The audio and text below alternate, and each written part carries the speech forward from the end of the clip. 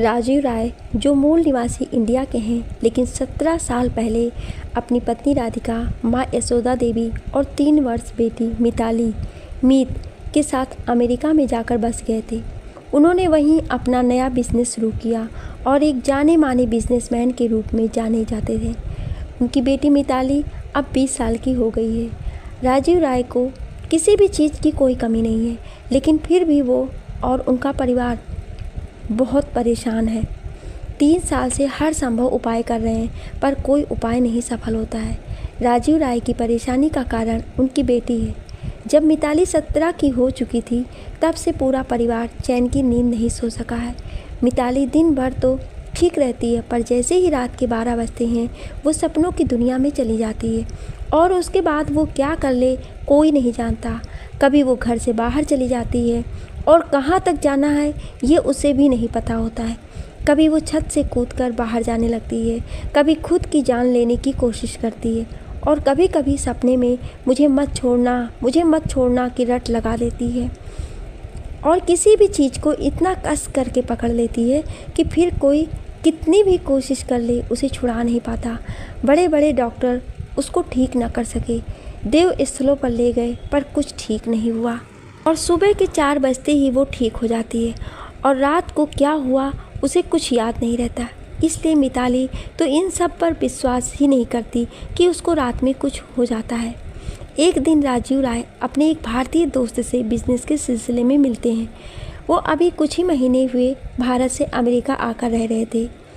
जब राजीव राय को उनके दोस्त ने परेशान देखा तो उन्होंने परेशानी का कारण पूछा, तो राजीव राय ने अपनी परेशानी अपने दोस्त को बताई। तब उनके दोस्त ने कुछ सोचने के बाद राजीव राय से पूछा कि आपकी बेटी का जन्म कहाँ हुआ था। तब राजीव राय ने कहा कि मिताली का जन्म इंडिया में हुआ था और जन्म के 3 साल बाद हम यहाँ अमेरिका आ गए थे। तब उनके दोस्त ने कहा कि शायद आपकी बेटी का इलाज इंडिया में ही मिले। वहाँ बहुत से ऐसे पहुँचे हुए साधु महात्मा रहते हैं जो देखकर ही बता देंगे कि आपकी बेटी को क्या समस्या है। क्योंकि अमेरिका जैसे देश के डॉक्टर मिताली का इलाज नहीं कर सके, तो अब ये डॉक्टरों के बस की बात नहीं है, ये किसी आत्मा का चक्कर हो सकता है। राजीव राय अपने दोस्त से कहते हैं, कैसी बात कर रहे हैं आप, आज के ज़माने में भी आप इन सब को मानते हैं। तब उनका दोस्त कहता है, हाँ मैं मानता हूँ और आपको भी माननी चाहिए। एक बार कोशिश करके देखने में क्या जाता है, क्या पता मिताली ठीक ही हो जाए। तब राजीव राय को अपने दोस्त की बात कुछ समझ में आई। उन्होंने सोचा कि कोशिश करके देखने में क्या जाता है। राजीव राय ने अपने दोस्त से कहा, शायद तुम ठीक कर रहे हो, कोशिश करके देखने में क्या जाता है, आखिर मिताली मेरी इकलौती बेटी है। और फिर राजीव राय अपने दोस्त को धन्यवाद बोलते हैं और फिर अपने घर आते हैं। शाम के 6 बज रहे होते हैं। राजीव राय अपनी पत्नी राधिका से पूछते हैं कि मिताली कहाँ है। तो राधिका कहती है कि वो बाहर अपने फ्रेंड्स के साथ गई है, अभी बाहर से नहीं आई है, आती ही होगी। क्या हुआ, कोई काम था क्या। राजीव राय, हाँ हम कल इंडिया जा रहे हैं। राधिका चौंकते हुए, क्या, ये अचानक आपको क्या हो गया, हम सब क्यों इंडिया जाएंगे। अगर आपको बिजनेस के काम से जाना है तो आप अकेले ही चले जाइए, हम सब क्या करेंगे जाकर। वहीं पास में बैठी यशोदा देवी अपने बेटे की बात सुनती हैं तो बहुत ही खुश हो जाती हैं और कहती हैं, तूने मेरे मन की बात छीन ली, बहुत अच्छा सोचा तूने बेटा, हम अपने देश जाएंगे। कितने साल हुए अपने देश को छोड़े हुए, कुछ अपनों से बिछड़े। ऐसा शायद ही कोई दिन गया होगा जब मैंने वहाँ की विदाई हुई अपनी ज़िंदगी को याद ना किया हो। इतनी ज़्यादा दूरी है कि कभी कहने की हिम्मत ना हुई कि बेटा चल अपने देश चल के होके आते हैं। अब आज जब तू खुद कह रहा है तो कोई जाए ना जाए, मैं तो ज़रूर जाऊंगी। राधिका, पर हमें आप बताइए तो कि यूँ अचानक इंडिया जाने की बात क्यों कह रहे हैं। आप मिताली की हालत से अच्छी तरह वाकिफ़ हैं, फिर भी आप इंडिया जाने की बात कर रहे हैं। राजीव राय, इसीलिए तो हम इंडिया जा रहे हैं। राधिका, क्या, मिताली के लिए। राजीव राय, हाँ मिताली के लिए। फिर राजीव राय अपनी पत्नी राधिका को वो सारी बात बताते हैं जो उसके दोस्त ने कही थी उनसे। राजीव की बातें सुनकर राधिका कहती है, आप अपनी बेटी को अच्छी तरह जानते हैं, फिर ऐसा सोचा भी कैसे कि वो इंडिया जाएगी भी। राजीव राय, मिताली को आने दो, मैं उसे समझाऊंगा। राधिका, कोशिश करके देख लीजिए, देखते हैं। यशोदा देवी, मैं कहूँगी तो मेरी बात कभी नहीं टालेगी, आखिर मेरी हम अच्छे दोस्त जो ठहरे। राधिका, हाँ मम्मी जी, आप भी कोशिश कर ही लीजिए। अब सभी को मिताली के आने का इंतज़ार होता है। लगभग 1 घंटे बाद मिताली आती है। अंदर आते ही मिताली अपनी दादी से कहती है, hi friend, how are you. Mitali की दादी मिताली से कहती हैं, देख मिताली, मैंने कितनी बार तुझसे कहा है मुझसे अंग्रेजी में बात ना किया कर। मुझे सिर्फ अपने भारत की बोली पसंद है। अपने मम्मी पापा से अंग्रेजी में बात किया कर। मिताली अपनी दादी से चिढ़ती हुई, मैंने भी आपसे कितनी बार कहा है मुझे मिताली मत बोला करिए। मेरा नाम मीत है, मीत।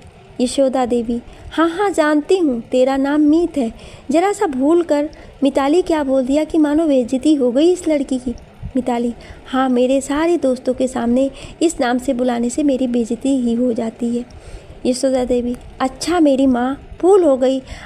अब जाकर अपने मम्मी पापा से मिल ले, जाकर तुझे कुछ काम है उनसे। मिताली, मम्मी पापा नहीं, मॉम डैड बोलिए।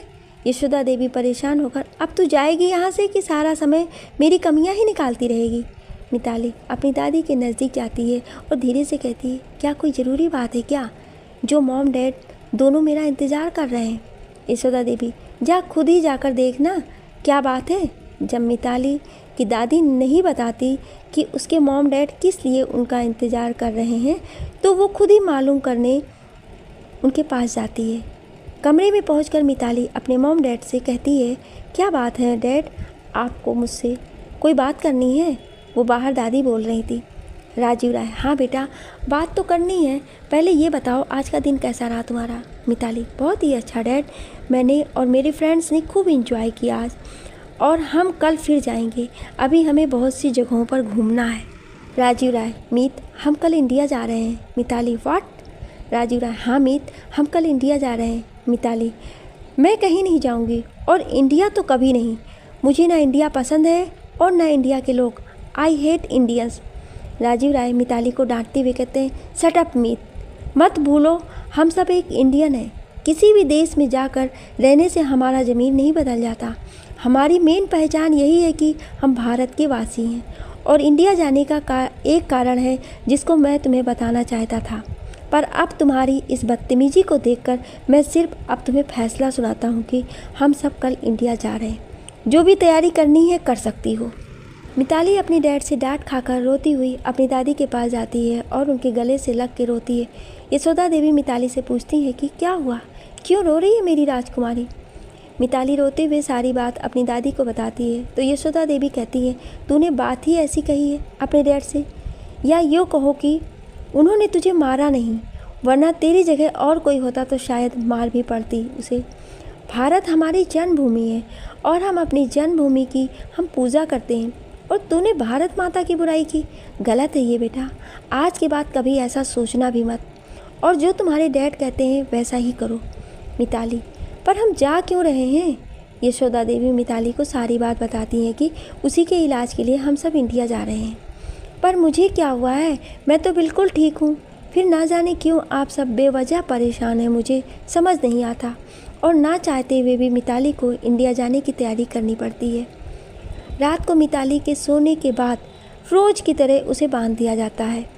आज ही की रात भी मिताली को सपने आते हैं, और उन सपनों में वो वही सारी बातें करती है जो रोज़ रात को करती थी। रात किसी भी तरह रोज़ की तरह गुजरती है, और सुबह के 4 बजने के बाद मिताली बिल्कुल ठीक हो जाती है। अगली सुबह सब इंडिया के लिए निकलते हैं। मिताली ना चाहते हुए भी सबके साथ इंडिया आती है। कुछ घंटों में सब इंडिया आ जाते हैं। इंडिया आने के बाद वो मुंबई के एक होटल में रुकते हैं। यशोदा देवी अपने बेटे राजीव से कहती हैं, बेटा हम यहाँ क्यों रुके हैं, हम अपने शहर लखनऊ में भी तो किसी होटल में रुक सकते थे।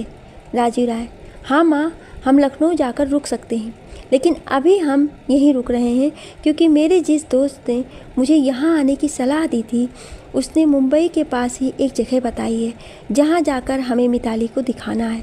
अभी आज हम आराम करेंगे और कल हम मिताली को लेकर वहाँ जाएंगे। इधर मिताली खुद में ही रूठी हुई होटल के एक कमरे में बैठी हुई होती है और मन ही मन बुदबुदाती है, कहाँ फंस गई आकर मैं, अच्छी खासी ठीक हूँ। मॉम डैड को ना जाने कौन सी बीमारी दिख रही है मेरे अंदर, और अगर कोई बीमारी होती भी तो उसका इलाज इंडिया में। इतनी अच्छी कंट्री छोड़कर यहाँ कौन सा इलाज है। मैं तो कुछ ही मिनट में ही बोर हो गई हूँ ना जाने कितने दिन यहाँ रुकना पड़ेगा। आज की रात भी किसी तरह गुजरती है और सुबह होते ही राजीव राय अपने दोस्त द्वारा दिए गए पते पर जाने की तैयारी में होता है। राधिका जी, अब हम कहाँ जा रहे हैं? राजीव राय है एक जगह जहाँ एक बहुत ही ज्ञानी बाबा रहते हैं। सुना है वो मिताली जैसी परेशानी झेल रहे लोगों को ठीक कर देते हैं। वहाँ का एड्रेस है मेरे पास। इसी एड्रेस को दिखाकर हम कोई कार बुक कर लेंगे और वहाँ तक पहुँच जाएंगे। राधिका मैं मिताली और माँ जी को कहती हूँ कि वो तैयार हो जाएं और फिर राधिका उन दोनों को बुलाने जाती है। फिर सभी होटल के बाहर आते हैं। राजीव राय कई कार वाले लोगों को जो कार चलाते हैं उनको एड्रेस दिखाते हैं और उस एड्रेस पर चलने के लिए कहते हैं, पर कोई कार वाला उस एड्रेस पर जाने को तैयार नहीं होता है। सब यही कहकर मना कर देते हैं कि हम मुंबई के बाहर कार नहीं ले जाते हैं। ये जो एड्रेस है ये मुंबई से बाहर 40 किलोमीटर आगे का है। काफ़ी समय बीत जाता है। किसी ऐसे कार चलाने वाले को ढूंढते हैं जो उन्हें उन बाबा के पास पहुंचा सके। सब बहुत परेशान हो जाते हैं और मिताली का हाल तो पूछो ही मत। अपने डैड की वजह से कुछ बोल तो नहीं पा रही थी, पर चेहरे के भाव यही बता रहे थे कि अगर उसका बस चले तो तुरंत अमेरिका चली जाए। बहुत कोशिश करने के बाद राजीव राय को एक ऐसा व्यक्ति मिलता है जो उनकी मदद करता है। वो व्यक्ति राजीव राय को देवा का नाम बताता है और कहता है कि वो आपको वहाँ ले जा सकता है। राजीव राय कहते हैं कि वो कहाँ मिलेगा, तो वो व्यक्ति कहता है कि वो आपको शिव मंदिर के सामने चाय की दुकान पर मिलेगा। अगर उसके पास कोई पहले से कोई बुकिंग नहीं हुई हो तो आप जाकर पता कर लीजिए। राजीव राय उस व्यक्ति से कहते हैं कि ये शिव मंदिर कहाँ है।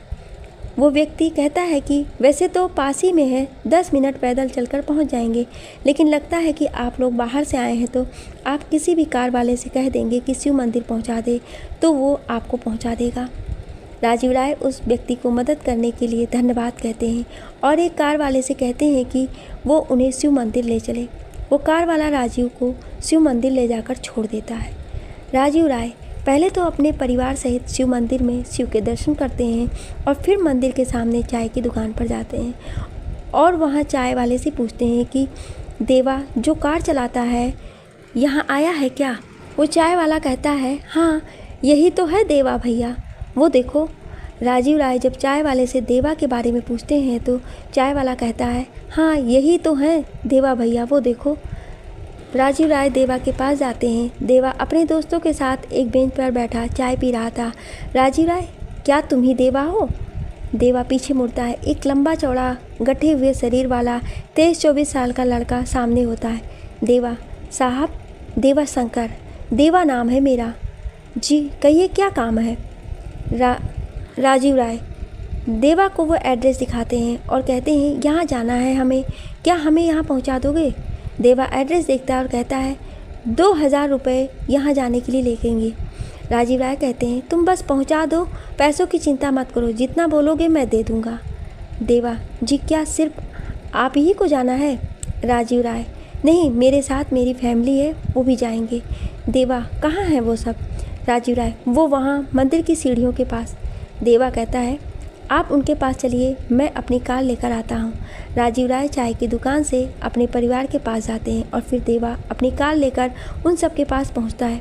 जैसे ही देवा अपनी कार से नीचे उतरता है कि बहुत तेज़ तूफान की तरह हवा का झोंका आता है और बिना बादल और बारिश के आसमान में बिजली चमक उठती है। हवा का झोंका इतना तेज़ होता है कि सभी अपनी जगह पर खड़े नहीं रह पाते हैं और इधर उधर डगमगाने लगते हैं और कुछ ही पलों बाद वो तूफान जैसा हवा का झोंका शांत हो जाता है। सभी हैरान रह जाते हैं।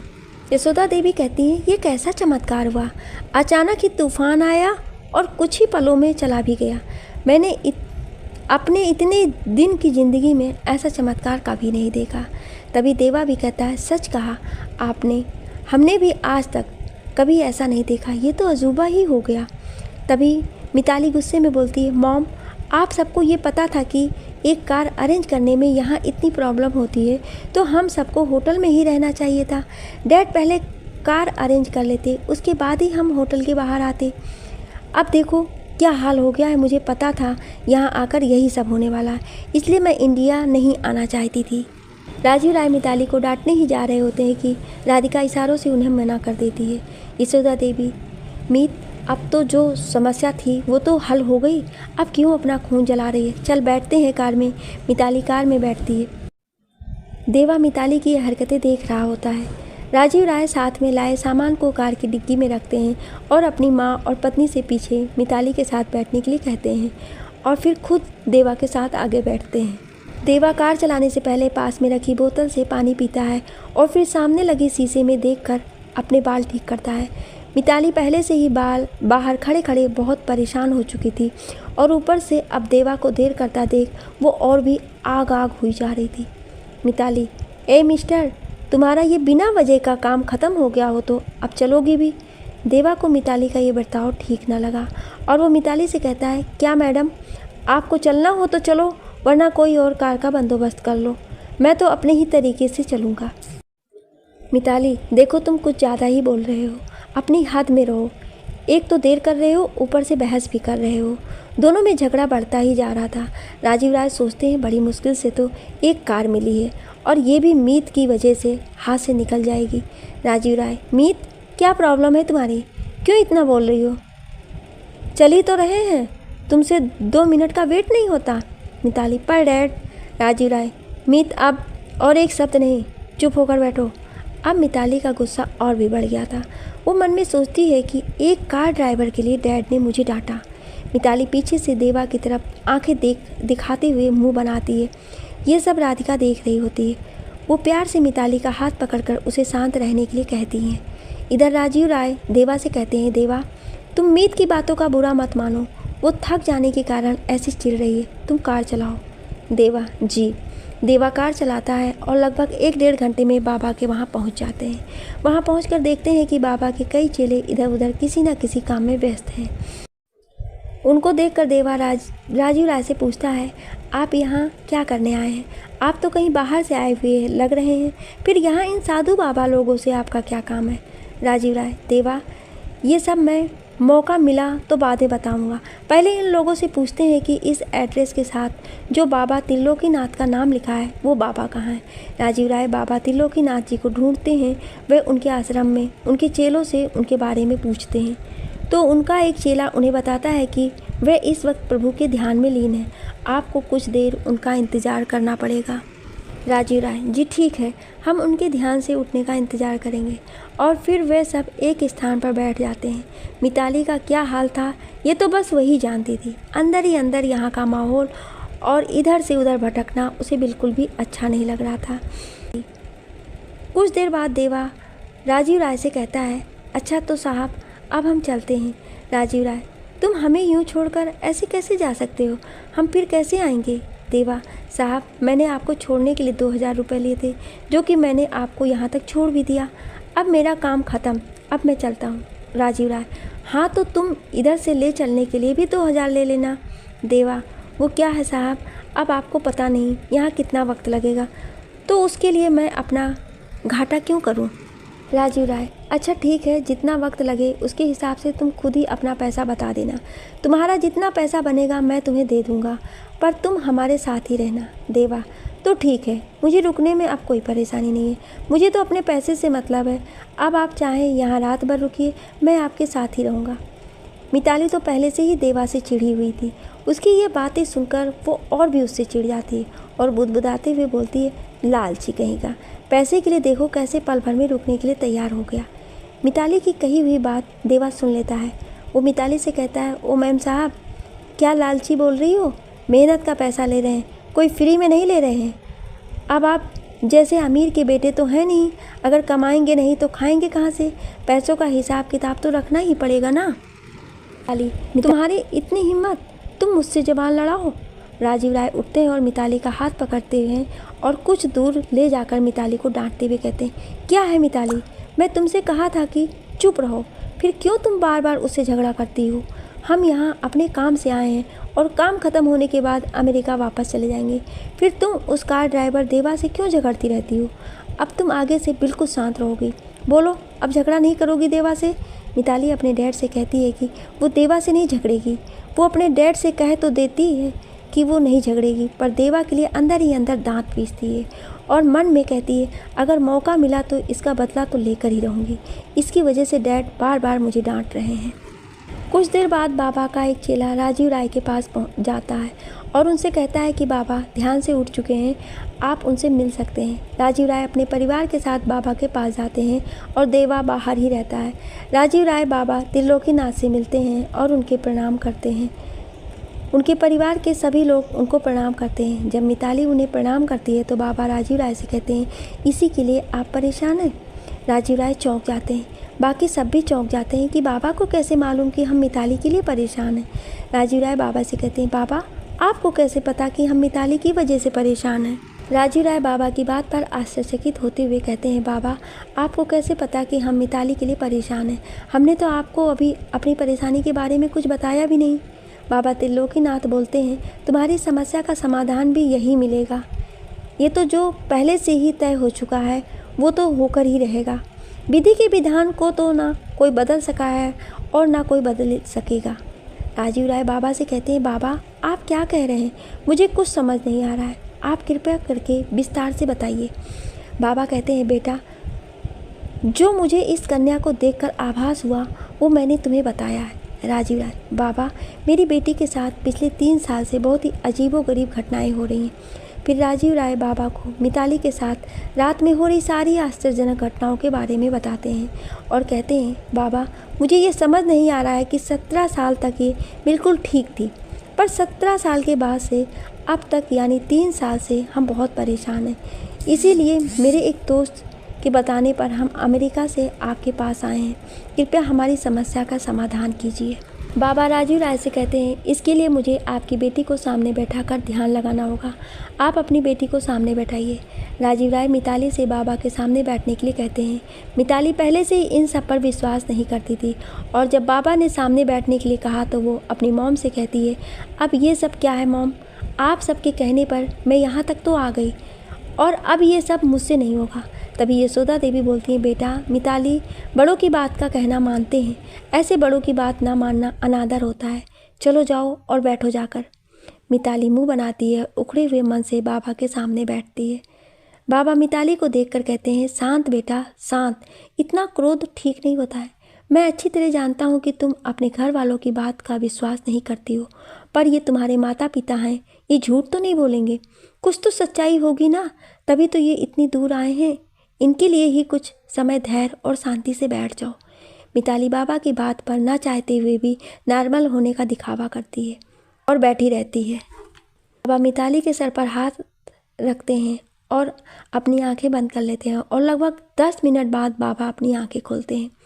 राजीव राय बाबा से कहते हैं, बाबा क्या हुआ है मेरी बेटी को? ये ठीक तो हो जाएगी ना? बाबा राजीव राय से कहते हैं, इसे कोई बीमारी नहीं है, यह आत्मा का प्रभाव है। राजीव राय और उनकी माँ और पत्नी चौंक जाते हैं और तीनों एक साथ बोलते हैं, आत्मा का प्रभाव? राधिका बाबा त्रिलोकीनाथ से कहती हैं, बाबा कैसी आत्मा? किसकी आत्मा? और मेरी बेटी को क्यों परेशान कर रही है? मेरी बेटी ने उसका क्या बिगाड़ा है? बाबा राधिका से कहते हैं, तुम्हारी बेटी ने तो कुछ नहीं बिगाड़ा, पर वह आत्मा इसे अपनी दुश्मन मानती है और ये इस जन्म की दुश्मनी नहीं है, ये पिछले जन्म की दुश्मनी है। राजीव राय आश्चर्य से बोलते हैं, पिछले जन्म की दुश्मनी? बाबा कहते हैं, हाँ पिछले जन्म की दुश्मनी। वो पिछले जन्म से इन दोनों का इंतजार कर रही है और जब तक वो अपनी इच्छा पूरी नहीं कर लेती तब तक मिताली को वो आत्मा यूं ही परेशान करेगी। ये इस आत्मा का प्रभाव ही है कि तुम्हारी बेटी रात में 12 बजे के बाद खुद से उठकर कहीं भी चली जाती है। और ये कोई 2 व्यक्तियों की कहानी नहीं थी, ये 3 व्यक्तियों की कहानी थी जो मैं तुम सबको सुनाता हूँ। कहानी पिछले जन्म की। बाबा कहते हैं, आज से 25 साल पहले की बात है। विजयनगर नाम एक बहुत बड़ा गांव था। उस गांव में विक्रम सिंह नाम के एक जमींदार थे। वो एक बहुत बड़ी हवेली में रहते थे जो कि उनके दादाजी ने बनवाई थी। गांव के सभी लोग उन्हें अन्नदाता के नाम से भी बुलाते थे क्योंकि वे गरीबों की बहुत मदद किया करते थे। कहने को तो वे हवेली में रहते थे, नौकर चाकरों से हवेली भरी हुई थी और उनके पास बहुत धन संपत्ति भी थी, पर उनका परिवार बहुत ही छोटा था। परिवार के नाम से उनकी पत्नी और एक 15 साल की बेटी के सिवा कोई ना था। जिम्मेदार विक्रम सिंह बहुत चिंतित रहते थे क्योंकि एक संतान के बाद उनकी पत्नी को दूसरी कोई संतान नहीं हो रही थी। बहुत इलाज कराया, वैद्य हकीमों को दिखाया, मंदिर मंदिर दुआएं मांगी, तब जाके शादी के 15 साल बाद दोबारा उनकी पत्नी गर्भवती हुई। जमींदार विक्रम सिंह की खुशी का ठिकाना ना था। उन्होंने गरीबों को दान दिया, पूजा पाठ कराया और इसी तरह खुशी खुशी 9 महीने पूरे हुए और बच्चे के जन्म का समय आ गया। पर बच्चे के जन्म के समय विक्रम सिंह की पत्नी और बच्चा दोनों ही ना बच सके। विक्रम सिंह पर तो जैसे दुखों का पहाड़ ही टूट पड़ा था। 9 महीने से जिस खुशी को संजोए बैठा था, वो खुशी मिलने से पहले ही हमेशा के लिए ख़त्म हो चुकी थी और उसके साथ साथ उसकी जीवन संगिनी भी हमेशा के लिए दूर जा चुकी थी। 15 साल की उनकी बेटी के सर से माँ का साया सदा के लिए हट चुका था। विक्रम सिंह बहुत उदास रहने लगे थे। किसी भी कार्य में उनका मन नहीं लगता था। कुछ दिनों तक वे अपनी हवेली से बाहर नहीं निकले। लेकिन वो कहते हैं ना कि वक्त के साथ बड़े से बड़ा घाव भी भर जाता है। ठीक उसी तरह जमींदार विक्रम सिंह भी कुछ दिन बीतने के बाद अपनी पत्नी और बच्चे के दुख से बाहर आ चुके थे और अपने राजकाज में व्यस्त हो गए थे। पर उनकी 15 साल की बेटी सोनाक्षी, जिसे सब प्यार से सोना कहते थे, वो अपनी माँ के जाने के बाद बिल्कुल अकेली हो गई थी। ना वो अपना दर्द किसी से कह सकती थी और ना ही उसका दर्द सुनने वाला कोई था। वो अकेली हवेली में नौकर चाकर के बीच रहती। सब कुछ होते हुए भी वो अकेली थी। अपना दर्द किससे बांटे, अंदर ही अंदर घुट रही थी। इसी तरह 1 वर्ष बीत गया। सोना 16 साल की हो चुकी थी। एक दिन अचानक विक्रम सिंह दूसरी शादी करके नई पत्नी के साथ हवेली में आते हैं। सब देख चौंक जाते हैं क्योंकि विक्रम सिंह ने पहले किसी को इसकी जानकारी नहीं दी थी कि वे शादी कर रहे हैं और अचानक शादी करके हवेली में नई पत्नी को लेकर आना किसी को कुछ समझ नहीं आ रहा था। सबके लिए आश्चर्य की बात थी। जब सोना ये सब देखती है तो उसकी तो बोलती ही बंद हो जाती है। वो दूर एक खंबे से चिपकी हुई अपने बाबूजी को देख रही थी, लेकिन उसकी हिम्मत नहीं हो रही थी कि वो अपने बाबूजी से कुछ भी कहे या पूछ सके। विक्रम सिंह अपनी नई पत्नी के साथ हवेली के अंदर आते हैं।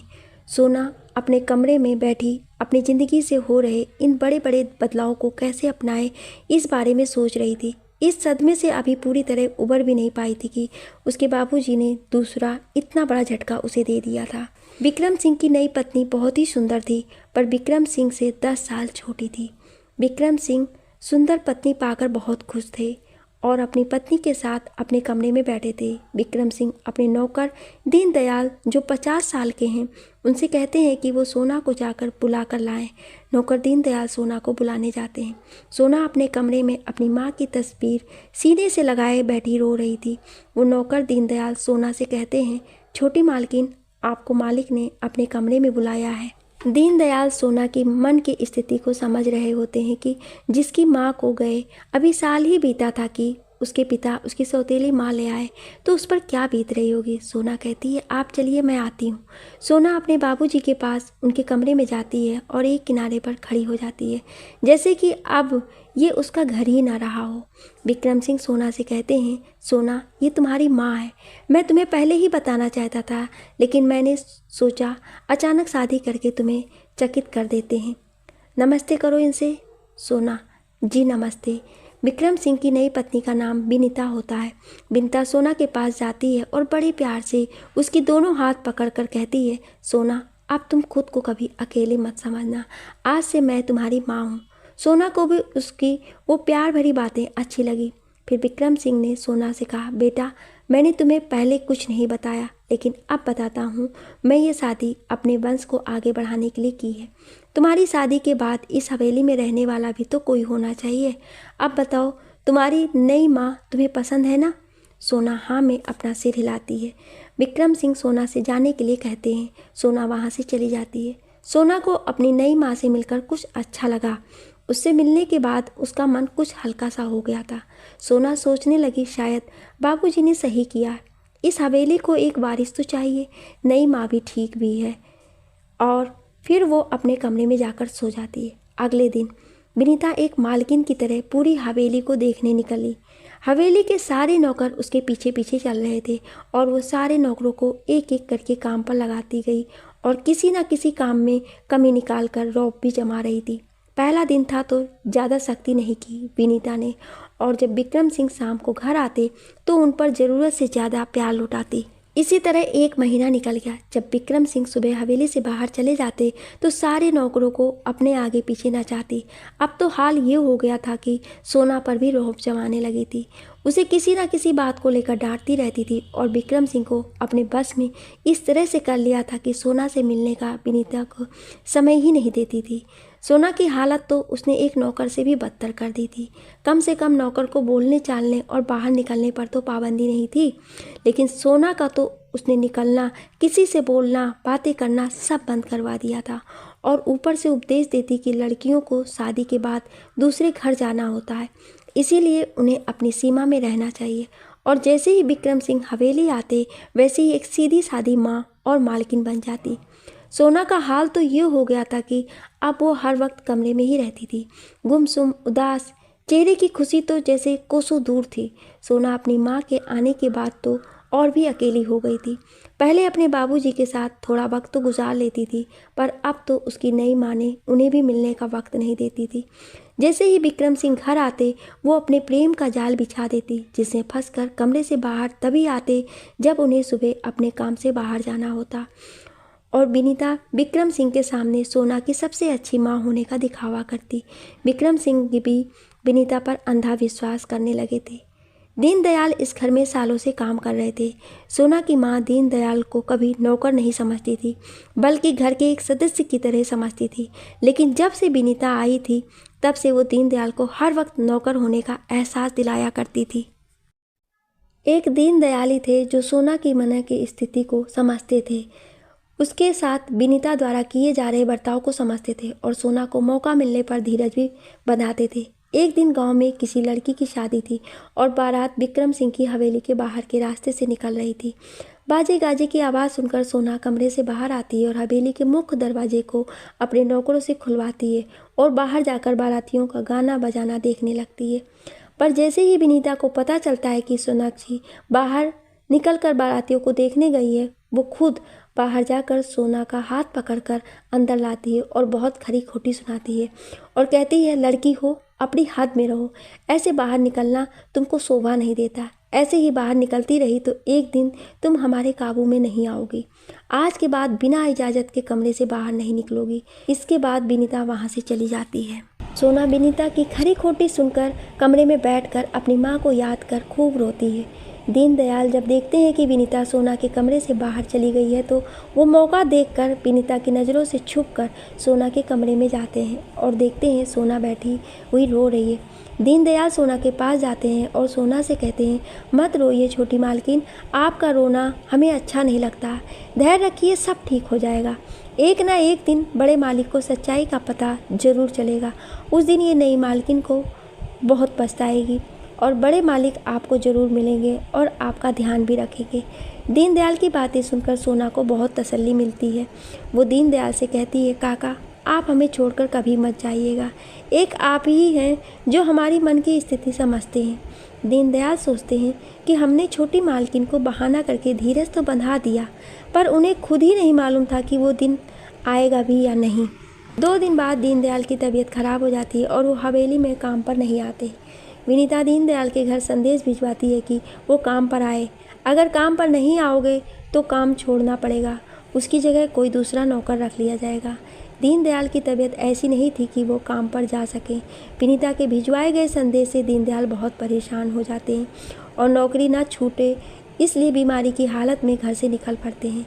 उनकी पत्नी उन्हें काम पर जाने के लिए रोकती है, लेकिन वो नहीं रुकते हैं और अपनी पत्नी से कहते हैं, अगर मैं काम पर नहीं गया तो नई मालकिन मुझे नौकरी से निकाल देगी। वो बहुत ही रूखे स्वभाव की है, किसी पर दया नहीं दिखाती।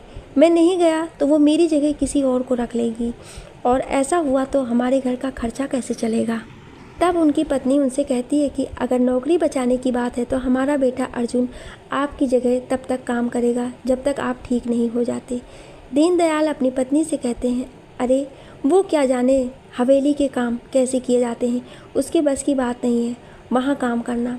दीनदयाल की पत्नी फिर उनसे कहती है कि आप उसे सारी बात समझा देना कि वहाँ कैसे काम करें। दीनदयाल अपने से कहते हैं, शायद तुम ठीक कह रही हो। अर्जुन को सारी बात समझा बुझाकर कुछ दिन काम करने के लिए भेज देता हूँ और जब मैं ठीक हो जाऊंगा तो उसे वहाँ नहीं भेजूंगा। दीनदयाल अपनी नौकरी बचाने के लिए अपने बेटे को हवेली में काम करवाने के लिए तैयार हो जाते हैं।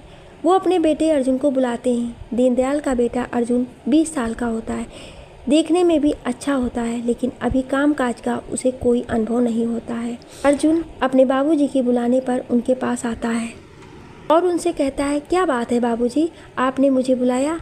दीनदयाल अर्जुन से हवेली जाकर वहाँ पर कुछ दिन काम करने के लिए कहते हैं। अर्जुन, जी बाबूजी, मैं हवेली का काम कैसे संभालूंगा? मुझे तो वहाँ के बारे में कुछ पता भी नहीं है, मैं कैसे करूँगा ये सब? दीनदयाल अर्जुन को सारे काम अच्छी तरह समझाते हैं कि किस वक्त क्या काम करना है और कैसे करना है। वो अर्जुन को एक एक चीज़ बहुत बारीकी से समझाते हैं और कहते हैं कि वहाँ कोई तुमसे कुछ नहीं कहेगा, बस नई मालकिन को कभी जवाब नहीं देना, और अगर किसी काम के लिए तुमसे नाराज़ हो जाए तो सर झुका के सुन लेना। अर्जुन अपने बाबूजी से कहता है, ठीक है बाबूजी, मैं आपकी बताई हुई सारी बातों का ध्यान रखूँगा और किसी को कोई भी जवाब नहीं दूँगा, पर मैं ये सब ज़्यादा दिन नहीं कर सकूँगा। आप जल्द से जल्द ठीक हो जाइए। अच्छा, कब से जाना है? दीनदयाल कहते हैं, जाना तो अभी था, क्योंकि मालकिन ने किसी के द्वारा संदेश भिजवाया था कि अभी आना है वरना नौकरी से निकाल देगी। बेटा अभी चले जा तू। अर्जुन जाने लगता है कि दीनदयाल पीछे से उसे रोकते हैं और उससे कहते हैं, सुन बेटा अर्जुन, मेरी एक बात और ध्यान से सुन। अर्जुन, कौन सी बात बाबूजी? दीनदयाल अर्जुन से कहते हैं, बेटा हवेली में छोटी मालकिन सोनाक्षी हैं, प्यार से उन्हें सब सोना कहते हैं। तू उनका विशेष ध्यान रखना, उनके खाने पीने का भी ध्यान रखना। ना जाने मेरे वहाँ ना जाने की वजह से वो हवेली में कैसी होगी। मैं ही वहाँ उसको संभाले हुए था, उनका वहाँ कोई ख्याल नहीं रखता। जब से उसकी नई माँ हवेली में आई है, उस बेचारे के चेहरे पर हंसी तो गायब ही हो गई है। मालिक ने तो उन्हें नई मालकिन के सहारे छोड़ दिया है। वो समझते हैं कि उनकी नई पत्नी एक बहुत अच्छी माँ है, लेकिन असलियत में वो क्या है वो नहीं जानते, और किसी की हिम्मत भी नहीं है कि उन्हें कोई उनकी पत्नी के बारे में कुछ भी गलत कहे। बेटा तू बस किसी भी तरह छोटी मालकिन को उदास मत रहने देना और उनकी हिम्मत बढ़ाते रहना। अर्जुन, पर बाबूजी, जब मैं उन्हें नहीं जानता और वो मुझे नहीं जानती तो वो कैसे मेरी बात मानेंगी? दीनदयाल अर्जुन से कहते हैं, तुम उन्हें मेरा नाम बता देना कि तुम मेरे बेटे हो और मैंने तुम्हें तुम्हारा ख्याल रखने के लिए कहा है। वो ज़रूर तुम्हें जानेगी और बात भी मानेगी। अर्जुन हवेली जाता है। वहाँ पहुँचकर वहाँ के एक अन्य नौकर से कहता है कि उसे मालिक विक्रम सिंह से मिलना है। वो नौकर अर्जुन से कहता है कि मालिक तो इस वक्त हवेली में नहीं है, रहते वो तो शाम के समय ही मिलेंगे। मालकिन है घर पर, तुम उनसे मिल लो। अर्जुन कहता है, हमें उन्हीं से मिला दो। वो नौकर अर्जुन को विनीता के पास लेकर जाता है और कहता है, मालकिन ये आपसे मिलने आए हैं। विनीता अर्जुन को देखती है तो सोचती है, ये कौन है? देखने में तो बहुत अच्छा है, इसे मुझसे क्या काम है? पहले तो इसे नहीं देखा यहाँ। वो खुद के बाल ठीक करते हुए अर्जुन से कहती हैं, क्या काम है? अर्जुन, जी मैं दीनदयाल जी का बेटा हूँ, मेरा नाम अर्जुन है और मैं यहाँ उनके ना आने तक उनकी जगह पर काम करने आया हूँ। वो बीमारी के कारण अभी कुछ दिन तक काम पर नहीं आ सकेंगे।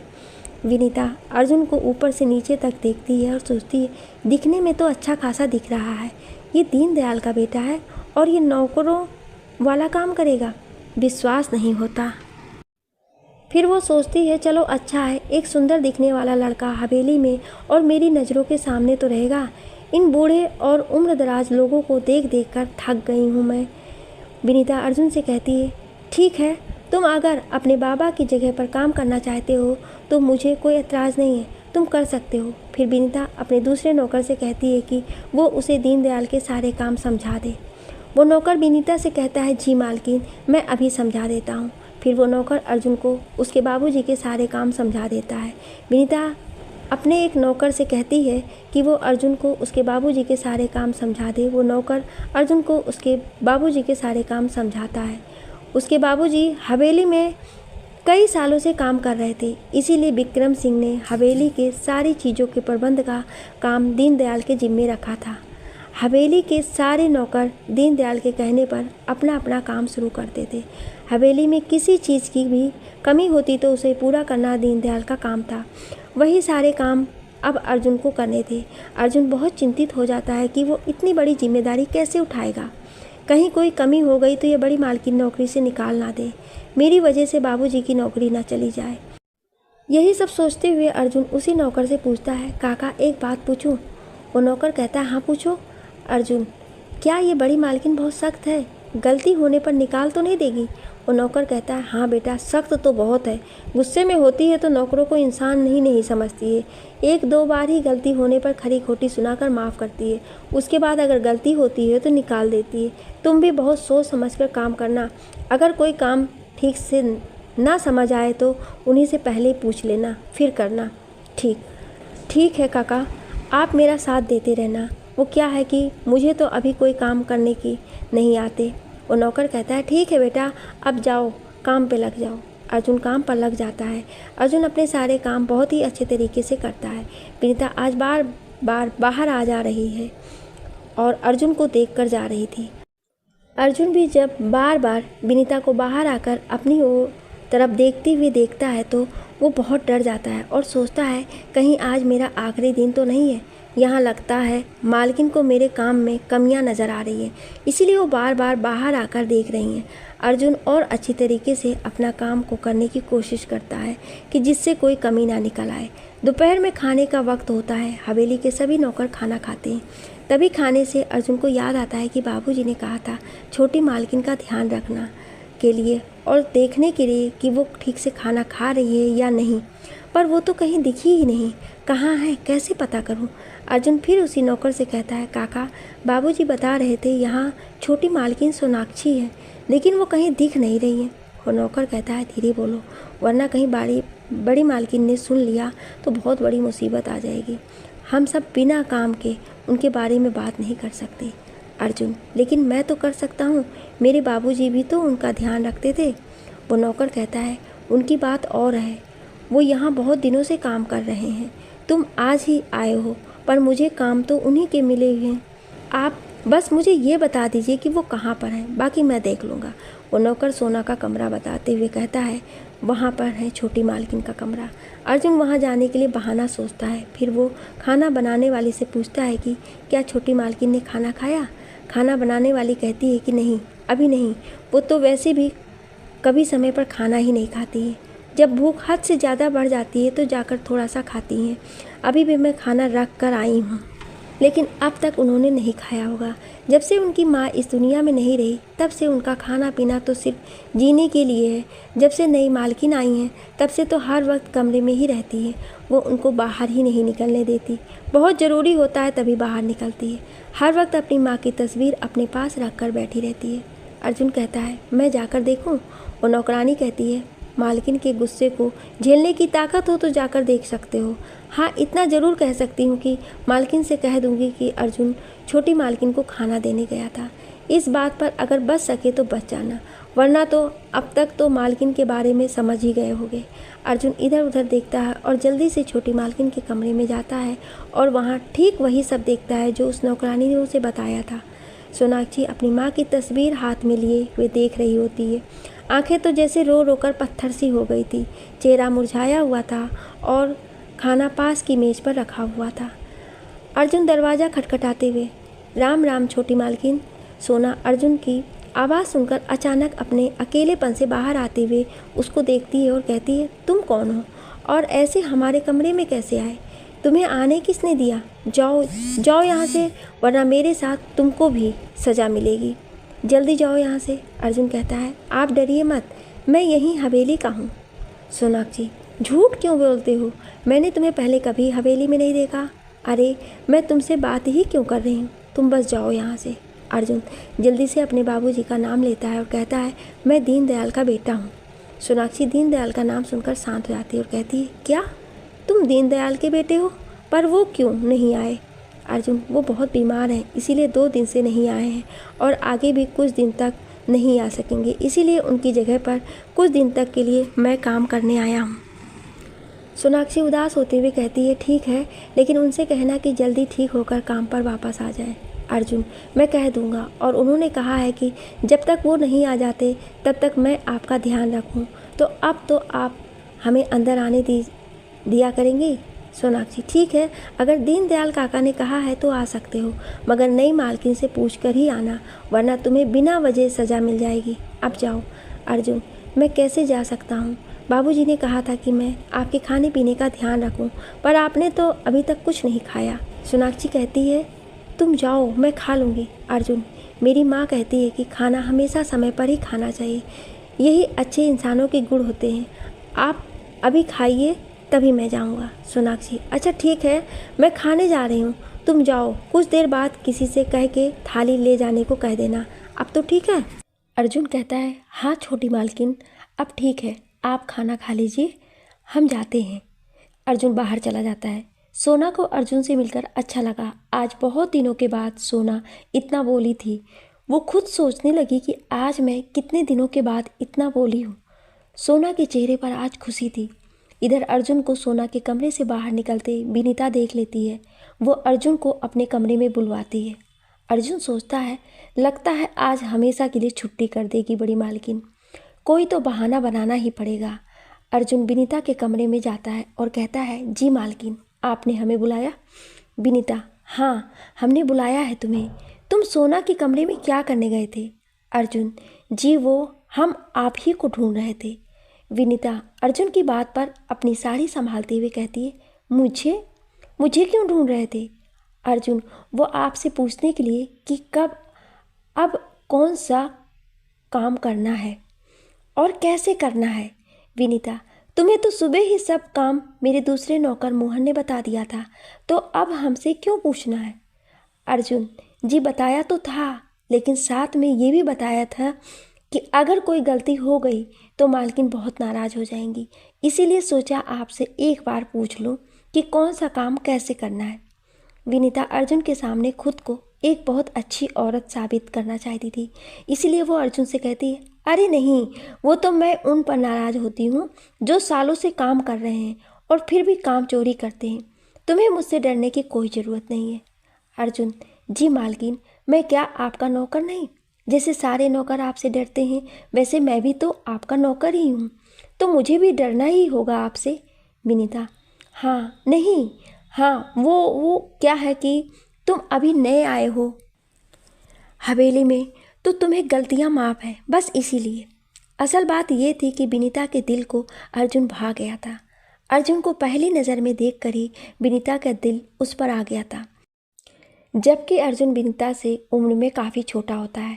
पहले दिन से ही उसे हर वक्त अपने आसपास देखना चाहती थी, लेकिन अर्जुन को अभी विनीता के दिल की बात का बिल्कुल अंदाज़ा नहीं था। लेकिन उसे इस बात का आश्चर्य जरूर होता है कि विनीता मालकिन उस पर इतना मेहरबान क्यों है। वो सोचता है, कुछ भी हो, हमें क्या, हमें तो अपना काम निकालने से मतलब है। ये क्यों इतनी अच्छी बन रही है, ये तो यही जाने, लेकिन मैं आज इनके क्रोध से तो बच गया। अर्जुन कहता है, अच्छा मालकिन, मैं जा रहा हूँ। विनीता, जाओ। अर्जुन वहाँ से बाहर आ जाता है। वो बहुत खुश होता है। वहाँ के बाकी नौकर अर्जुन को खुश देखते हैं तो कहते हैं, क्या हुआ? हम तो समझे थे कि तुम उदास चेहरा लेकर बाहर आओगे, पर तुम तो मुस्कुराते हुए आ रहे हो। अर्जुन कहता है, जब गया था तो मैं भी यही सोचकर गया था कि आज पहले दिन ही अच्छी तरह से डांट खा जाऊंगा या बाहर निकाल दिया जाऊंगा, पर अंदर जाकर तो ऐसा कुछ नहीं हुआ। मालकिन ने मुझसे बहुत अच्छी तरह की बात की। अर्जुन की बात सुन सभी बहुत खुश हो जाते हैं। इसी तरह अगले दिन अर्जुन आता है और विनीता का सारा ध्यान अर्जुन पर होता है। विक्रम सिंह के जाने के बाद विनीता किसी न किसी बहाने अर्जुन से अपने पास बुलाती है और खुद बहुत अच्छे तरह तैयार होकर अर्जुन के सामने आती है। उसे अपनी अदाओं से मोहित करने की कोशिश करती है। पहले दिन तो अर्जुन को कुछ समझ नहीं आया था, लेकिन आज अर्जुन को सब समझ आ रहा था कि उसकी नई मालकिन उस पर डोरे डालने का प्रयास कर रही हैं और ये सारी मेहरबानियाँ इसीलिए हो रही हैं। अर्जुन सोचता है, अच्छा है, कम से कम इनके गुस्से तो बच सकूँगा। मैं तो मालकिन देखते ही समझ गया था कि ये अच्छे विचारों वाली नहीं है, पर मुझ पर अपना चक्कर चलाने की कोशिश करेंगे ये मैंने नहीं सोचा था। शायद ऐसे ही अपनी अदाओं को दिखाकर मालिक विक्रम सिंह को भी अपने जाल में फंसाकर पैसों के लिए शादी की होगी। बहुत ही चालाक और मतलबी औरत है। चलो इनकी मेहरबानी का फ़ायदा उठाकर छोटी मालकिन को देखूं जाकर खाना खाया है कि नहीं। अर्जुन सोनाक्षी के कमरे में जाता है और दरवाज़ा खटखटाता है। सोनाक्षी अपने कमरे में बैठी अपनी माँ की तस्वीर देख रही थी। अर्जुन कहता है, राम राम छोटी मालकिन। सोनाक्षी अर्जुन को देखती है और कहती है, राम राम। वो क्या नाम बताया था तुमने अपना? मैं भूल गई। अर्जुन कहता है, मेरा नाम अर्जुन है छोटी मालकिन। सोना, हाँ अर्जुन, राम राम अर्जुन। सोनाक्षी अर्जुन के राम राम करने पर जवाब में राम राम करती है, पर उसका नाम भूल जाती है। वो उसका फिर से नाम पूछती है। अर्जुन अपना नाम सोनाक्षी को बताता है। सोनाक्षी फिर से बोलती है, राम राम अर्जुन। अर्जुन सोना से कहता है, छोटी मालकिन आपने खाना खाया? सोना कहती है, नहीं। अर्जुन, छोटी मालकिन आपने फिर खाना नहीं खाया? मैंने आपसे कहा था ना कि बाबूजी ने मुझे आपके खाने पीने का ध्यान रखने की जिम्मेदारी दी है, और मैंने कल ही आपसे कहा था कि आप खाना खा लिया कीजिए, मेरी माँ कहती है। तभी सोना बीच में बोलती है, खाना समय पर खाना चाहिए। अर्जुन, हाँ यही तो है। सोना, पर अभी खाने का समय नहीं हुआ, अभी तो सुबह है, तुम ही भूल गए।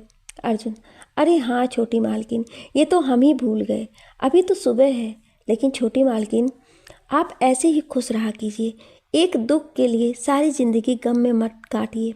सोना कहती है, पर मेरी ये खुशी इसी कमरे तक ही है। अगर बाहर मुझे नई माँ ने इतना खुश देख लिया तो उनको बिल्कुल नहीं बर्दाश्त होगा। इसीलिए मुझे खुश रहने के लिए मत कहो। अगर आदत बन गई तो खुद को खुश रहने से नहीं रोक सकूंगी, तो इसलिए उदासी में ही जीने दो। बाबूजी भी अपने काम और नई माँ में इतने खोए हुए हैं कि उन्हें मेरी बिल्कुल चिंता नहीं है। जो नई माँ उन्हें बताती है वो वही सच मानते हैं। अब तो जीने की बिल्कुल इच्छा नहीं करती है।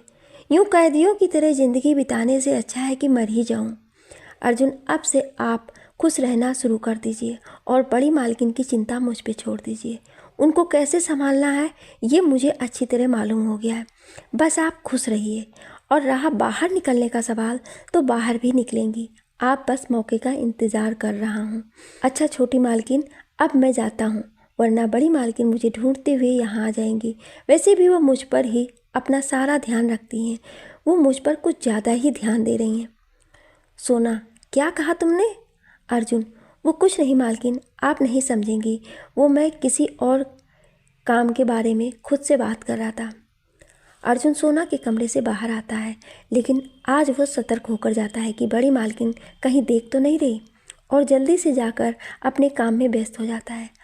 और 2 ही मिनट होते ही कि विनीता अर्जुन के पास आती है और उससे कहती है, कहाँ थे तुम? अर्जुन, कहीं नहीं मालकिन, बस यहीं था, शायद आप देख नहीं सकी होंगी। विनीता, अच्छा ठीक है, तुम जरा मेरे साथ चलो, मुझे तुमसे कुछ काम है। अर्जुन, जी मालकिन, क्या काम है? विनीता, तुम चलो तो मेरे साथ। अर्जुन विनीता के साथ जाता है। विनीता अपने कमरे में जाने लगती है तो अर्जुन वहीं कमरे के बाहर रुक जाता है और सोचता है कि मालिक भी नहीं है और ये काम भी नहीं बता रही है, कहीं इनके इरादे गलत तो नहीं। वो वहीं रुक जाता है और आगे नहीं बढ़ता। विनीता पीछे मुड़कर देखती है तो अर्जुन को कमरे के बाहर खड़ा देखती है। वो अर्जुन से कहती है, क्या हुआ अर्जुन, बाहर क्यों रुक गए, अंदर आओ। अर्जुन संकोच करते हुए अंदर आता है और विनीता से पूछता है, जी मालकिन क्या काम है बताइए। विनीता अर्जुन को अपने सामने रखने के लिए अपने कमरे के काम करने को कहती हैं। कभी कोई तस्वीर कहीं से लगाने को कहीं कहती हैं तो कभी कोई कहीं लगाने को कहती हैं, कभी पर्दे बदलने को कहती हैं। इसी तरह अर्जुन को किसी ना किसी काम के बहाने अपने कमरे में रोके रखती हैं और बहाने से बार बार अर्जुन के नज़दीक जाने की कोशिश करती हैं। अर्जुन सोचता है, कहाँ फंस गया आके, बाहर जाने का मौका ही नहीं दे रही है ये औरत। अर्जुन भगवान को याद करके मन ही मन प्रार्थना करता है कि किसी तरह कमरे से बाहर जाने का मौका मिले। तभी एक नौकरानी कमरे में आती है और कहती है, मालकिन खाना तैयार है, आप खाना खाइए चलकर। नौकरानी के आने से अर्जुन राहत की सांस लेता है और भगवान को मन ही मन धन्यवाद करता है कि आपने मेरी प्रार्थना सुन ली। तभी विनीता अर्जुन से कहती है, जाओ तुम भी खाना खा लो जाकर। और अर्जुन जल्दी से वहाँ बाहर चला जाता है और सोचता है, ये तो पीछे ही पड़ गई है मेरे। छोटी मालकिन की जिम्मेदारी ना दी होती बाबूजी ने तो मैं यहाँ एक पल भी ना रुकता, क्योंकि छोटी मालकिन तो बेचारी इस औरत की जाति बर्दाश्त करते करते मर ही जाएगी। इसलिए इस औरत की सच्चाई जब तक बड़े मालिक को पता नहीं चल जाती तब तक मुझे यहाँ इस औरत को और इसकी हरकतों को बर्दाश्त करना पड़ेगा। इसी तरह 4 दिन निकल जाते हैं। अर्जुन मौका मिलते ही सोनाक्षी को भी हौसला देता है और खुश रखता है और विनीता की हवस भरी नज़रों को भी बर्दाश्त करता है। अब तो विनीता का ये हाल हो गया था कि वो अर्जुन को रात में घर जाने के लिए भी मना करती है और कहती है कि तुम्हारे लिए यही सारी व्यवस्था कर दी जाएगी, तुम यहीं रहो। लेकिन अर्जुन अपने बाबूजी की बीमारी का बहाना बनाकर रुकने से मना कर देता है।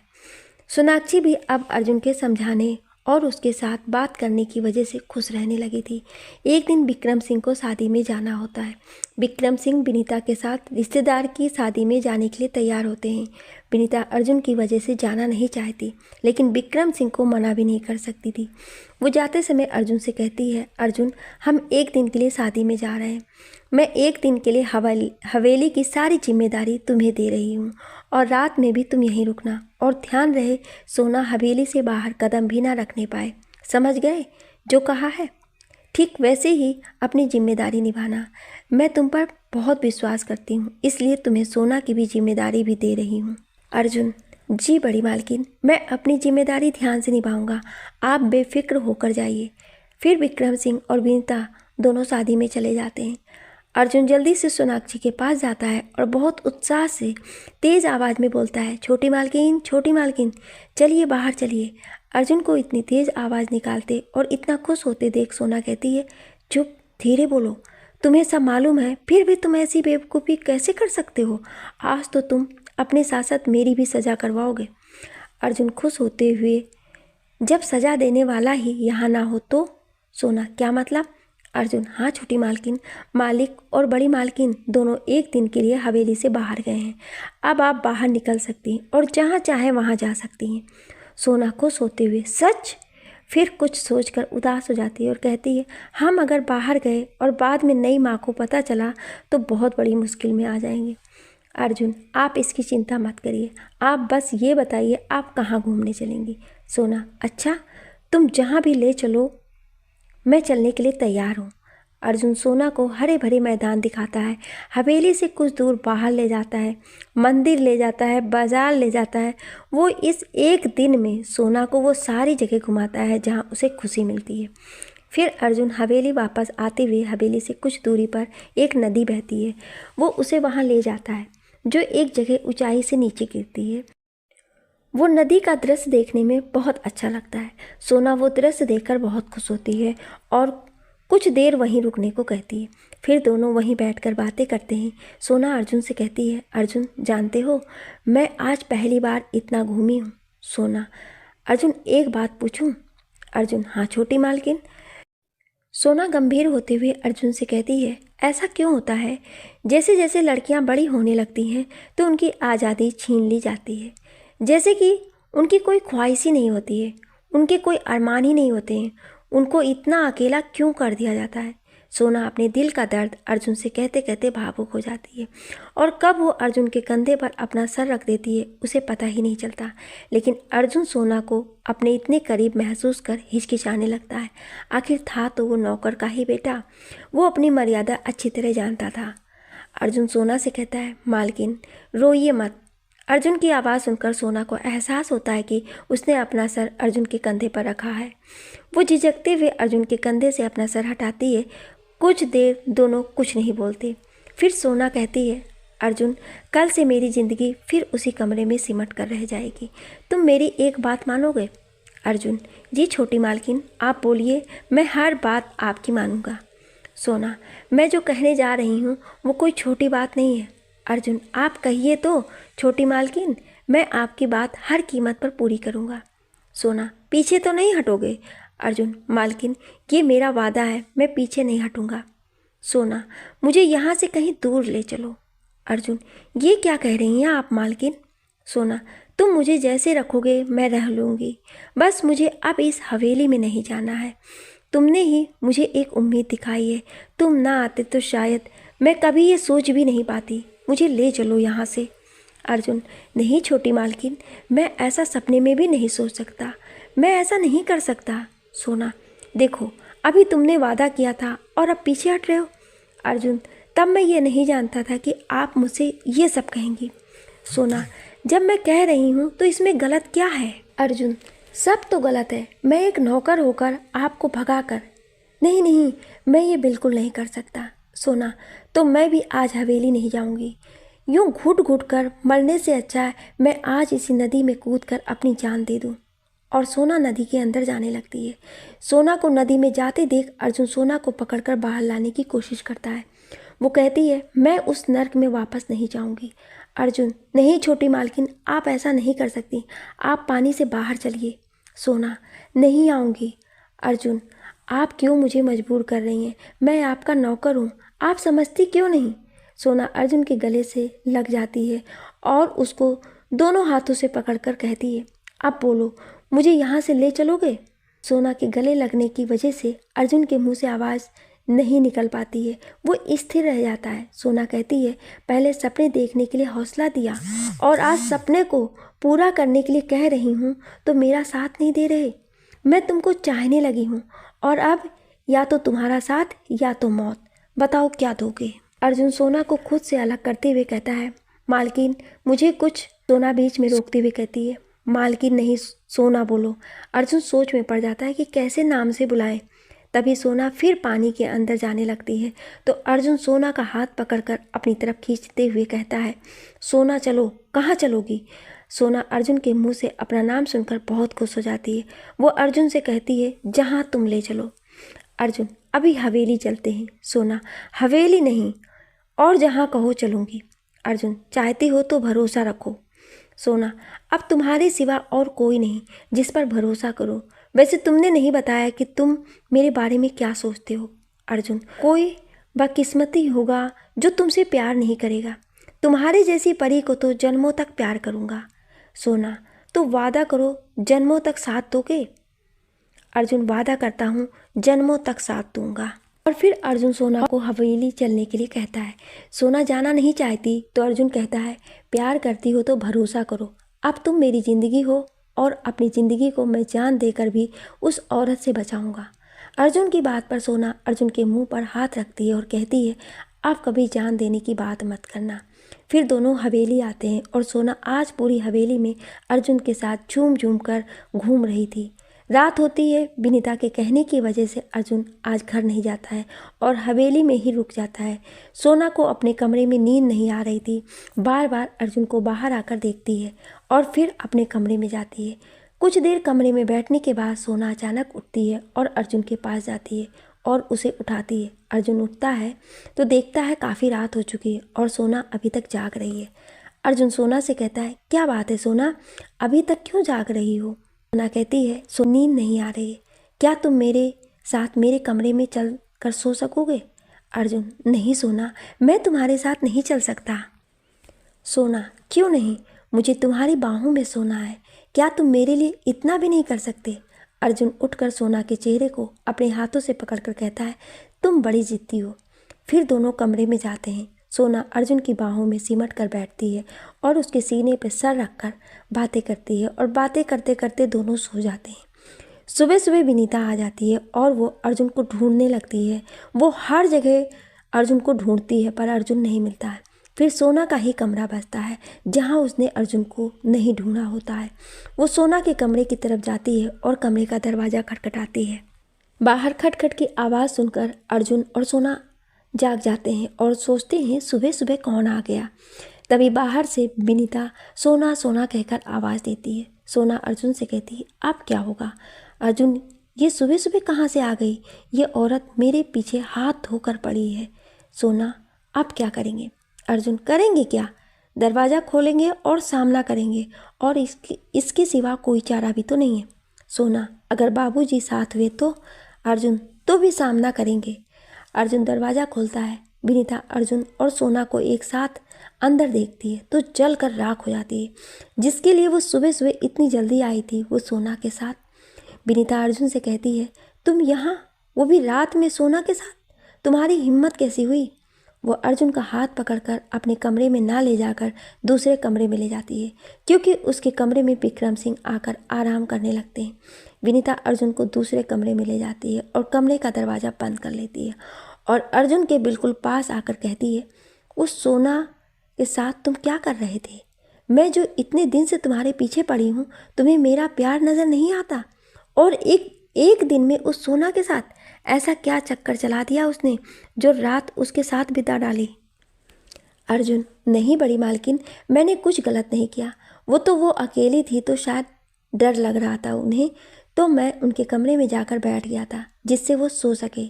विनीता, अच्छा, तुम सच कह रहे हो? तुम्हें क्या लगता है मैं तुम्हारी बात को सच मान लूंगी? मैं उस सोना को तो कभी भी माफ़ नहीं करूंगी, उसे तो मैं मार डालूंगी। उसने मेरे प्यार पर नजरें डाली। जो चीज़ मेरी होती है उस पर मैं किसी का हक नहीं होने देती। उसको तो मैं बाद में मारूंगी। अगर तुम चाहते हो कि मैं किसी को सच ना बताऊं तो तुम्हें आज रात मेरे साथ गुजारनी होगी। अर्जुन सोचता है, कैसे भी अभी इसके चंगुल से बचूं, फिर सोचूंगा क्या करना है इस औरत का। अर्जुन, हाँ ठीक है, मैं तैयार हूँ, पर अभी जाने दो मुझे। विनीता अर्जुन के गले में अपने हाथों को डाले हुए होती है और उससे कहती है, मुझे एक चुंबन चाहिए। अर्जुन कहता है, मालकिन अभी नहीं, फिर कभी। वो विनीता को छुड़ाने की कोशिश करता है पर विनीता नहीं छोड़ती। तब तक विक्रम सिंह आ जाते हैं। वो आवाज़ सुनकर समझ जाते हैं कि अंदर विनीता और अर्जुन है और विनीता उन्हें धोखा दे रही है। वो दरवाज़ा तोड़ देते हैं। पहले तो वो अर्जुन को रस्सी से बांधकर एक खंभे से बांध देते हैं, फिर विनीता का हाथ पकड़कर एक कमरे में ले जाते हैं। विनीता अपनी सफाई देने की बहुत कोशिश करती है पर विक्रम सिंह विनीता का धोखा बर्दाश्त नहीं कर पाते हैं और उसका गला दबाकर मार देते हैं और वहीं कमरे में गड्ढा खोदकर उसे कमरे में ही दफना देते हैं। इधर विक्रम सिंह सब कर रहे थे, तब तक सोना अर्जुन की रस्सी खोल देती है और दोनों भाग जाते हैं। इधर विक्रम सिंह जब विनीता को मारकर बाहर आते हैं तो देखते हैं कि अर्जुन भाग चुका है। वो सोचते हैं कि रस्सी किसने खोली, कोई तो है जिसने रस्सी खोली है और अभी इतनी सुबह सुबह कोई नौकर भी काम पर नहीं आया। तभी उसका ध्यान सोना की तरफ जाता है। वो सोना के कमरे में जाकर देखते हैं तो सोना वहाँ नहीं होती है। वो समझ जाते हैं कि सोना ने ही अर्जुन की रस्सी खोली है और इतनी हिम्मत वो अकेले के दम पर नहीं कर सकती है जरूर अर्जुन के साथ उसका भी। वो अपनी बंदूक निकालते हैं और दोनों को मारने के लिए चल देते हैं। एक नौकर के साथ किसी भी तरह का संबंध उन्हें बर्दाश्त नहीं था। वो दोनों को अपनी जीप लेकर ढूंढते हैं। वो दोनों पैदल भागे हुए होते हैं। दिन भर भागते रहते हैं और अपने आप को दोनों छुपाते रहते हैं और रात में एक पेड़ के नीचे थक के बैठ जाते हैं। वो सोचते हैं अब रात में विक्रम सिंह नहीं आएंगे। वो बैठे बैठे एक दूसरे के कंधे पर सर रखकर सो जाते हैं। उन्हें बिल्कुल भी अंदाज़ा नहीं होता है कि विक्रम सिंह रात में भी उनका पीछा नहीं छोड़ेंगे और ढूंढते ढूंढते विक्रम सिंह ढूंढ ही लेते हैं उन्हें और सोते हुए ही दोनों को गोली मार देते हैं और वहाँ से चले जाते हैं। दोनों की सांसें अभी चल रही होती है। वह दोनों एक दूसरे को बाहों में लेकर अपनी ख़त्म होती ज़िंदगी को देख रहे थे। सोना, अर्जुन वादा करो हम जन्मों तक साथ रहेंगे। इस जन्म में नहीं मिल सके तो क्या हुआ, अगले जन्म में हम जरूर मिलेंगे, वादा करो। अर्जुन, वादा है सोना, ये मेरा वादा है, हम अगले जन्म जन्म तक साथ रहेंगे। और दोनों एक दूसरे को गले लगाते हैं और आखिरी सांस लेते हैं। इधर हवेली बिल्कुल सूनी हो चुकी थी। विक्रम सिंह अपनी किस्मत पर रो रहे थे कि एक झटके में क्या से क्या करना पड़ा। बदनामी के कारण ये सब कर डाला, लेकिन अब जिए तो किसके लिए। एक दिन निकलता है और दूसरी रात को जब विक्रम सिंह सो रहे थे तो उन्हें रोने की आवाज़ सुनाई देती है। वो उठकर अपने कमरे से बाहर आते हैं तो देखते हैं कि आवाज़ उसी कमरे से आ रही है जिस कमरे में विक्रम सिंह ने विनीता को मार कर दफन किया था। वो सोचते हैं कि मैं तो उसे मार डाला था और गड्ढे में दफना दिया था, तो ये विनीता के रोने की आवाज़ कमरे में कैसे आ रही है। वो कमरे की तरफ बढ़ते हैं और कमरा खोलकर अंदर जाते हैं। जैसे ही वो अंदर जाते हैं कि दरवाज़ा खुद से बंद हो जाता है और रोने की आवाज़ भी बंद हो जाती है। विक्रम सिंह कुछ घबरा जाते हैं कि अचानक दरवाज़ा कैसे बंद हो गया। फिर वो इधर उधर देखते हैं, कहीं कोई नज़र नहीं आता। वो आश्चर्यचकित हो जाते हैं कि अभी तो विनीता की रोने की आवाज़ आ रही थी और अंदर तो कोई भी नहीं है। वो सोचते हैं शायद मेरा भ्रम होगा। वो वापस जाने के लिए दरवाज़ा खोलते हैं तो दरवाज़ा नहीं खुलता। वो डर जाते हैं। फिर वो खिड़की की तरफ जाते हैं। जैसे ही खिड़की की तरफ जाते हैं, खिड़की की कड़ी खुद ब खुद बंद हो जाती है। विक्रम सिंह अब बहुत डर जाते हैं और कोई है दरवाज़ा खोलो, कोई है दरवाज़ा खोलो की रट लगा लेते हैं, पर हवेली तो सूनी हो चुकी थी, वहाँ कोई नहीं था। विक्रम सिंह दरवाज़ा फिर से खोलने लगता है। तभी अचानक एक रस्सी विक्रम सिंह के पैरों में खुद से बंध जाती है और एक पल में विक्रम सिंह कमरे की छत में लगे पंखे से उल्टा लटक जाते हैं। विक्रम सिंह बहुत डरा हुआ होता है। कौन है? सामने क्यों नहीं आता है? कौन है? फिर उसी तरह विनीता के रोने की आवाज़ आती है। विक्रम सिंह डरते हुए कहता है, विनीता तुम?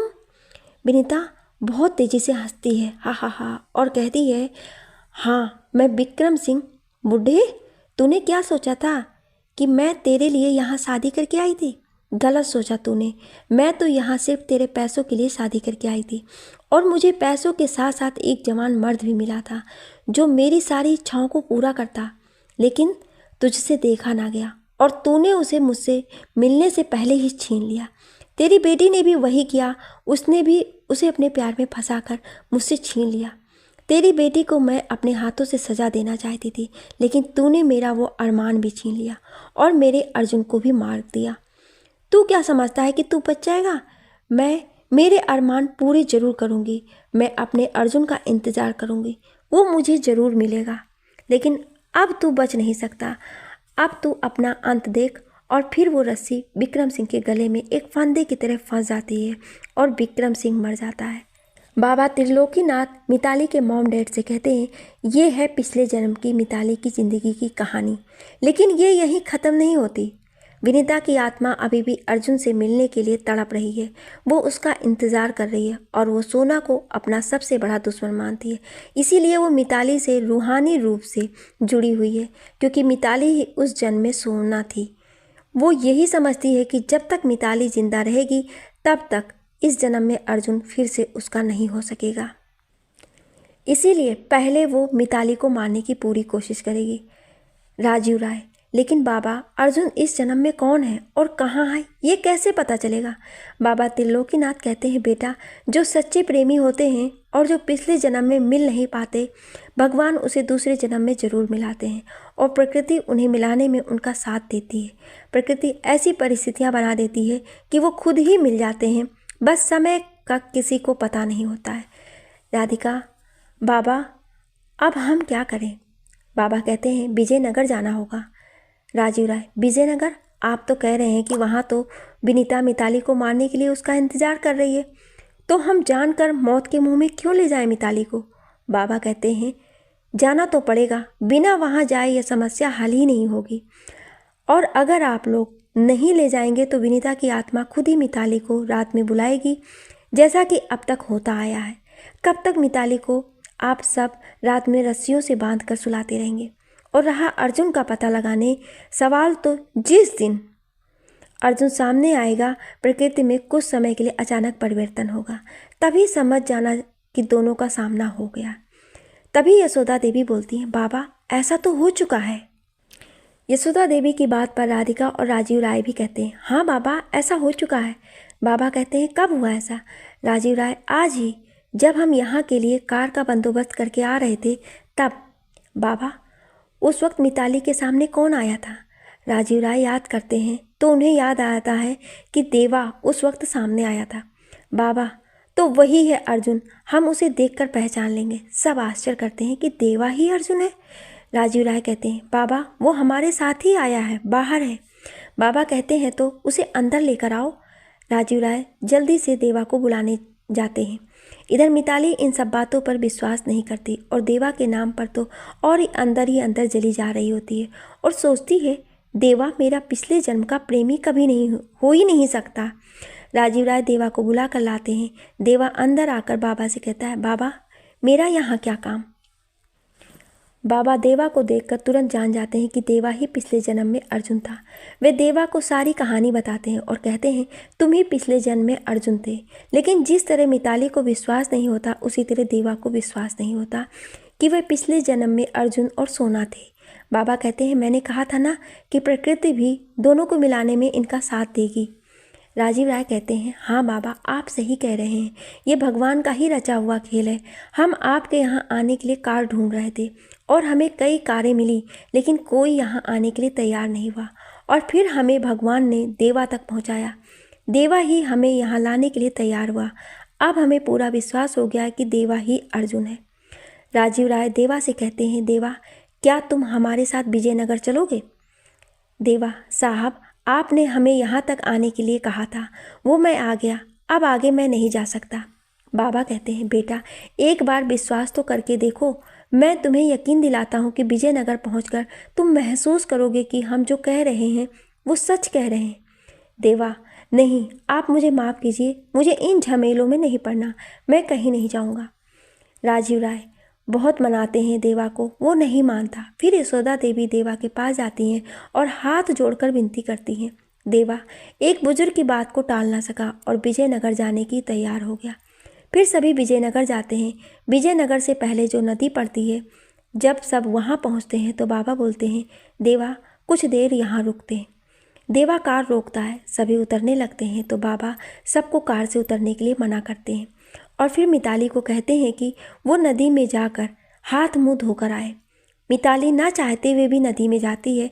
मिताली नदी के अंदर जैसे ही जाती है, देवा मिताली को देखता है। मिताली नदी के अंदर अभी 3-4 कदम ही गई थी कि देवा जल्दी से कार से उतरता है और मिताली की तरफ दौड़ता है। मिताली नदी में अंदर चली जा रही थी। ज़्यादा अंदर जाते देख देवा दौड़ता हुआ मिताली को आवाज़ देता है, सोना रुको, सोना आगे मत जाओ। मिताली भी गहराई से डरे बिना पानी में चली जा रही थी। देवा दौड़कर मिताली को पकड़ लेता है और कहता है, सोना, मैं कह रहा हूँ ना, तुम जहाँ कहोगी मैं तुम्हें वहाँ लेकर चलूँगा। मिताली भी कहती, सच अर्जुन, तुम मुझे हवेली से दूर ले चलोगे? अर्जुन, हाँ सोना। इधर बाबा त्रिलोकीनाथ सहित मिताली के मॉम डैड और दादी सभी नदी के किनारे आ चुके होते हैं। वे सभी उन दोनों की नज़दीकी और बातें सुनते हैं तो आश्चर्यचकित हो जाते हैं। पहले सिर्फ सुना था, आज देख भी लिया, पिछले जन्म के लोगों को मिलते हुए। वे दोनों बाहर आते हैं और बाबा से कहते हैं, हमें माफ़ कर दीजिए, हमने आपकी बातों पर विश्वास नहीं किया। आज हमें सब याद आ गया है। बाबा, आप सच में एक महान आत्मा हैं। फिर सभी बाबा के साथ विजयनगर विक्रम सिंह की हवेली के पास पहुंचते हैं।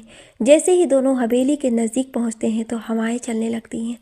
25 साल से वीरान पड़ी हवेली में पड़े हुए सूखे पत्ते उड़कर आसमान की तरफ जाने लगते हैं और हवेली से विनीता की हूँ करने की आवाज़ आने लगती है।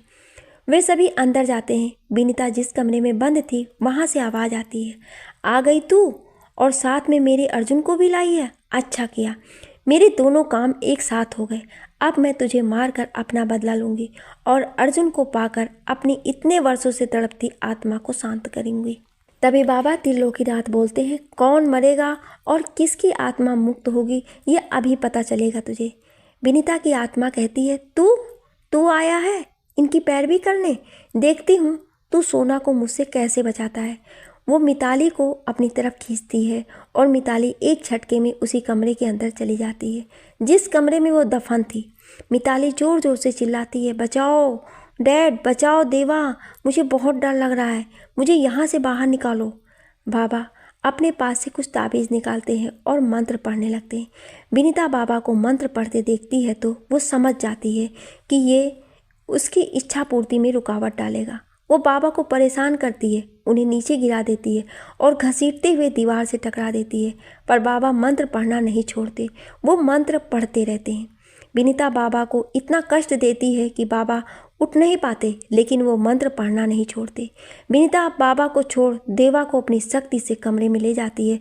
वो समझ जाती है कि अगर बाबा के मंत्र खत्म हो गए तो इन ताबीज़ों में वो शक्ति आ जाएगी कि वह ताबीज़ जो भी बांध लेगा फिर विनीता उसको छू भी नहीं सकेगी। इसीलिए वो देवा और मिताली को कमरे में बंद कर लेती है। इधर बाबा के मंत्र पूरे हो चुके होते हैं और ताबीज़ों में शक्ति आ चुकी होती है। बाबा एक एक करके वो ताबीज़ राजीव राय और उनकी माँ और उनकी पत्नी को देते हैं और अपने हाथों में बांधने को कहते हैं, लेकिन मिताली और देवा जिनको सबसे ज़्यादा ज़रूरत थी ताबीज़ की, उन्हें वो कमरे में बंद करके रखी थी। बाबा उस कमरे के बाहर जाते हैं, वो मंत्र पढ़ते हुए दरवाज़ा खोलते हैं। दरवाज़ा खुलते ही वो देवा और मिताली को पंखे से लटका देती है। बाबा जल्दी से देवा और मिताली के लटकते हुए पैरों में ताबीज़ बांध देते हैं और वहीं नीचे जहाँ वो दफन थी वहाँ अपनी झोली से कुछ राख निकाल कर मंत्र पढ़ते हुए चारों तरफ डालते हैं। विनीता तेज तेज से कहती है, नहीं नहीं, मुझे अर्जुन से मिलने दो, मुझे अर्जुन से अलग मत करो बाबा। सारी राख मंत्र पढ़ते हुए उसकी समाधि पर डाल देते हैं और उसकी आत्मा उस समाधि से निकलकर मुक्त हो जाती है और आसमान में चली जाती है। देवा और मिताली को राजीव राय नीचे उतारते हैं और हवेली से बाहर आते हैं। मिताली देवा के गले से लगकर रोने लगती है और कहती है, अर्जुन हमने वादा किया था ना कि हम जन्मों तक साथ रहेंगे। हमारा प्यार सच्चा है, इसीलिए भगवान ने हमें फिर से मिलाया है। देवा कहता है, हाँ सोना, लेकिन अभी 5 जन्म बाकी हैं। और सभी तेजी से हंसते हैं। आप सभी लोगों का इस कहानी को इतना प्यार देने के लिए बहुत बहुत धन्यवाद। लिखने और बोलने में कोई त्रुटि हुई हो उसके लिए क्षमा प्रार्थी हूँ। आपको ये कहानी कैसी लगी हमें कमेंट करके ज़रूर बताएं और ऐसी इंटरेस्टिंग कहानियाँ सुनने के लिए हमारे चैनल को सब्सक्राइब जरूर करें। Thank you.